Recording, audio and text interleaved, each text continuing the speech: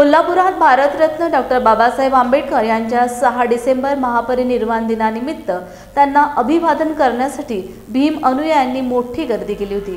हुपरी येथे डॉक्टर आंबेडकर यांच्या अस्थी आहेत। मुंबईनंतर प्रति चैत्यभूमी समजली जाते। त्या अस्थींचे दर्शन घेण्यासाठी संपूर्ण जिल्ह्यातील भीम बांधवांनी पांढरे शुभ्र वस्त्र धारण करून बाबासाहेबांना अभिवादन केले। डॉक्टर बाबासाहेब आंबेडकर कमिटीच्या वतीने सर्वांचे स्वागत करण्यात आले।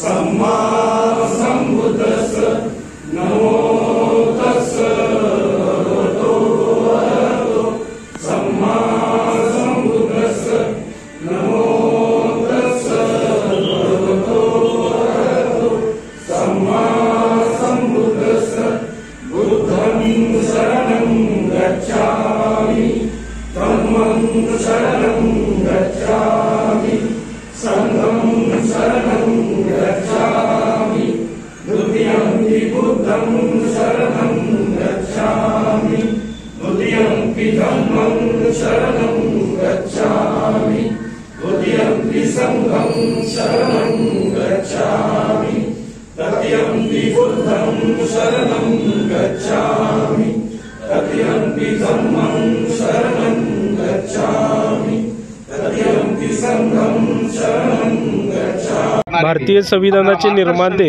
विद्वान महानायक डॉक्टर बाबासाहेब आंबेडकर यांच्या महापरिनिर्वाण दिनानिमित्त आज आम्हाला इथं अस्थि दर्शन घेण्याची संधी मिळाली।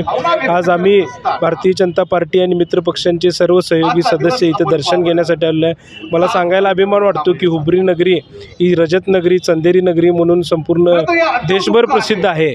त्याच पाठोपाठ हुपरी नगरीची आणखी एक ओळख म्हणजे ज्यावेळी बाबासाहेबांचं महापरिनिर्वाण झालं त्यावेळेला हुपरीतले काही जे काही बाबासाहेबांचे प्रेमी होते ते त्यावेळेला मुंबई येथे चैत्यभूमी येथे उपस्थित राहून त्या लोकांनी एक ऐतिहासिक कामगिरी केली की बाबासाहेबांच्या ज्या अस्थी होत्या त्या या हुपरी नगरीमध्ये आणल्या आणि त्यामुळे आज हुपरी नगरीची एक वेगळी ओळख निर्माण झालेली आहे। आज ह्या परिसरातील बाबासाहेबांच्यावर प्रेम करणारे जे नागरिक आहेत ते अगदी ह्या महापरिनिर्वाण दिन असू दे आणि अन्य दिन ह्या वेळेला इथं येऊन आवर्जून दर्शन घेतात आणि एक वेगळाच प्रकारे चैतन्यमय उल्हासमय वातावरण या अस्थींच्यामुळे हुपरी परिसरामध्ये लाभलेलं आहे।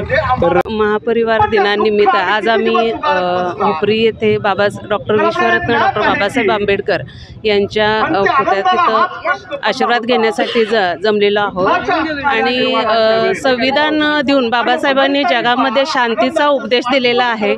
कोणतीही जात किंवा धर्म संविधानाला हात लावू शकत नाही, कारण या जगात शांतीने जगायचं असेल तर संविधानाबरोबरच जगण्याचा त्यांनी उपदेश केलेला आहे। आणि महिलांच्यासाठी डॉक्टर बाबासाहेबांनी खूप काही केलेलं आहे। विशेष करून महिलांना समान संधी प्रत्येक क्षेत्रामध्ये आणि गरोदर मातेंना पण न्याय मिळण्यासाठी त्यांना व्यवस्था एकदम न्याय व्यवस्था केलेली आहे। तर या दिनानिमित्त मी बाबासाहेबांची खरंच आभारी आहे।